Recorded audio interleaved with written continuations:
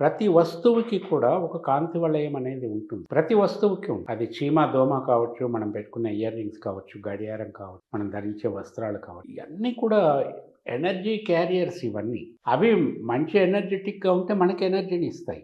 ఎనర్జిటిక్‌గా లేకపోతే మనలో ఉన్న ఎనర్జీని అవి తీసుకుంటాయి. ఇప్పుడు మనలో ఉన్న ఎనర్జీని అవి తీసుకున్నప్పుడు మనలో ఎనర్జీ తగ్గిపోతుంది. వాటిలో ఉన్న ఎనర్జీ మనకొచ్చినప్పుడు మన ఎనర్జీ పెరుగుతుంది. మన ఎనర్జీ లెవెల్స్. సో, ఒక రూమ్‌ని మనం డెకరేట్ చేసుకునేటప్పుడు ఆ రూమ్‌లో మనకి ఎనర్జీని డెవలప్ చేసే విధంగా యాంబియన్స్ సృష్టించుకుంటాం మనం. గదిలోకెళ్ళగానే we have to feel energetic. అంటే కేవలం గాలి, వెలుతురు బాగా ఉండి, శుభ్రంగా ఉన్నంత మాత్రాన సరిపోదు. అందులో మనం పెట్టే మొక్కలు కానియండి, లేకపోతే కలర్స్ కానియండి, ఇయన్నీ కూడా మనల్ని ప్రభావితం చేస్తూనే ఉంటాయి. అది గొప్ప ప్రభావానికి మనల్ని లోను చేస్తాయి. మంచి కావచ్చు, చెడు కావచ్చు. సో, మనకి ఏ విధంగా మంచి ప్రభావాన్ని కలుగజేస్తాయో అటువంటియన్నీ మనం ఏర్పాటు చేసుకోవాలి.